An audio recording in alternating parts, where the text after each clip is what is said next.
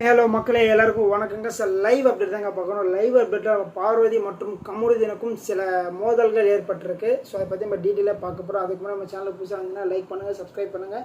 So small YouTuber மக்களே கொஞ்சம் முடிஞ்சளவு சப்போர்ட் பண்ணுங்கள். ஸோ என்ன நடந்துச்சு அப்படின்னு பார்த்தீங்கன்னா உள்ளே வந்த வயல் கார்டு எல்லாருமே அந்த லெட்டர் ஒன்று வச்சு எல்லாருக்கிட்டையும் எழுத சொல்கிறாங்க. நீங்கள் எதுக்காக எங்கள் வீட்டுக்குள்ளே வந்தீங்க சொல்கிறதுக்காக எழுத சொன்னாங்க. அந்த கான்வர்சேஷன் போயிட்டுருக்கு.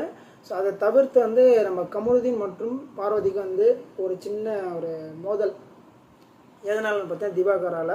ஸோ திவாகர் இது சம்மந்தப்பட்டிருக்க, பட் இவர் ஃபுல் ஃப்ரிட்ஜாக கிடையாது. ஸோ நம்ம கமருதீன் மற்றும் பார்வதி ஜெயிலில் இருந்தாங்களா, ஜெயிலில் இருக்கும்போது பல விஷயங்கள் பேசியிருக்காங்க.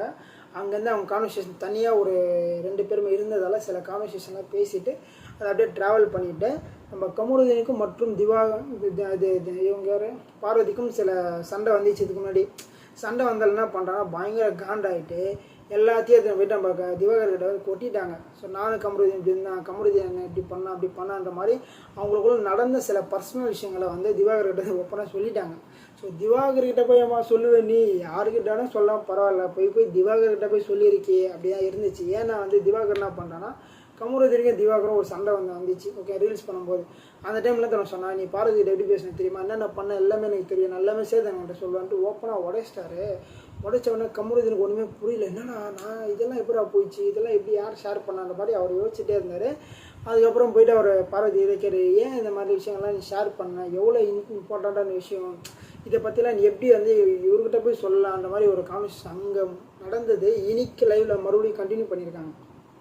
ஸோ பார்வதிக்கு வயல் கார்டு வார்த்தை சுத்தமாக பிடிக்கல. ஸோ வயல் கார்டை வந்தாலும் பிரித்து மேய்ஞ்சிட்டாங்க பார்வதி. அதனால் பார்வதி ரொம்ப கோவத்தில் இருக்காங்க.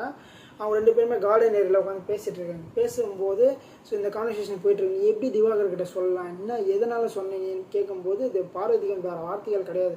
கமருதீன், நீ நான் சொன்னால் கேட்பியா, ஸோ நான் சொல்கிறேன் நீ கேட்பியா இல்லையா, என்கிட்ட ஒரு 5-10 நிமிஷம் பேசு, நான் சொல்கிறது ஃபஸ்ட்டு நீ கேளு. கமருதீன், அதெல்லாம் என்னால் கேட்க முடியும், நீ எப்படி அவர்கிட்ட போய் சொல்லலாம், நீ எப்படி அவர்கிட்ட போய் சொல்லலான்னு அதே தான் சண்டை போட்டிருக்காங்க. அப்படியே சண்டை போட்டுனே இருக்கும்போது திடீர்னு ஒரு வயல் கார்டு உள்ளே வராங்க.